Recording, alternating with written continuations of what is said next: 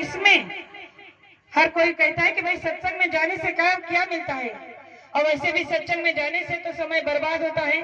प्रेमियों, जब तक आप सत्संग से जुड़ोगे नहीं तब तक आपको सत्संग का महत्व पता नहीं चलेगा।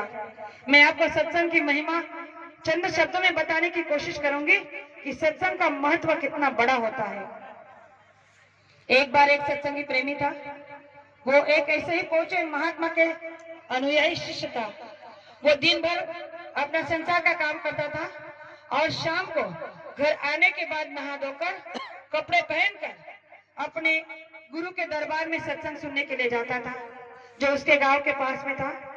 तो वो रोज का उसका यही नियम था।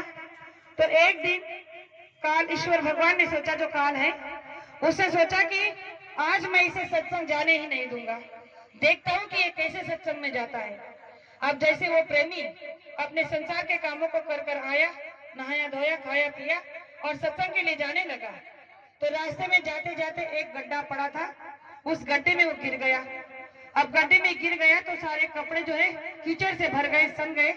उसने देखा कि अरे मैं तो सत्संग में जा रहा था, सारे कपड़े जो है कीचड़ से, गंदगी से भर गए हैं, ऐसे कीचड़ को लेकर सत्संग में नहीं जा सकता।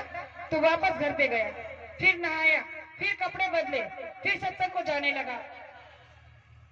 फिर से उसी गड्ढे में गिर गया, फिर से गिरने के बाद फिर कपड़े गंदे हो गए। उसने देखा कि अरे फिर से गिर गया, मेरा ध्यान ही नहीं गया, फिर कपड़े गंदे हो गए, फिर घर गया, नहाए धोए, फिर कपड़े बदले।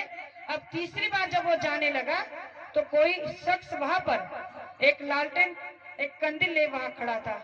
अब जैसे वो यहाँ पहुंचा उस गड्ढे के पास में, तो वो कहने लगे कि भाई जरा संभल कर चलना, यहाँ गड्ढा है, आओ मैं तुम्हें तुम्हारी मंजिल तक छोड़ देता हूँ। और उसे वो सत्संग स्थल तक ले जाके उसे छोड़ दिया।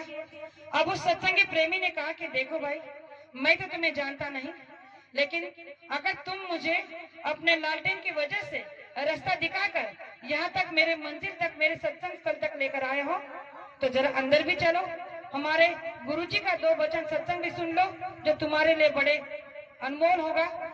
तो उस समय उस शख्स ने जो कहा वो हमारे आपके लिए बड़े ही सुंदर और बड़ा ही अनुभव हो सकता है।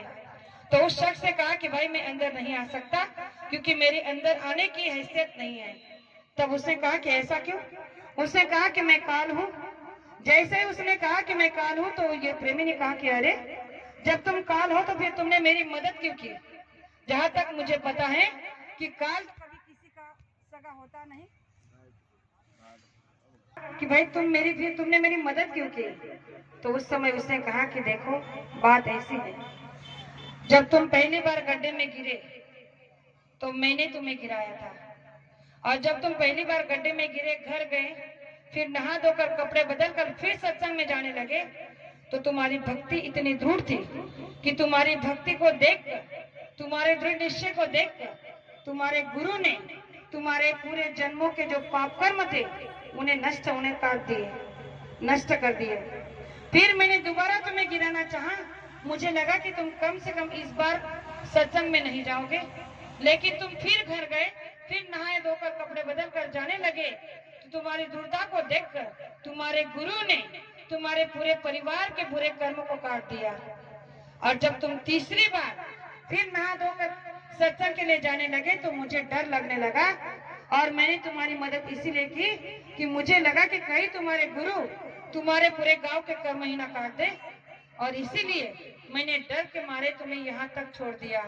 तो प्रेमियों, सत्संग का महत्व इस मनुष्य शरीर में रहते ही हमें पता चल सकता है, अन्य योनियों में नहीं।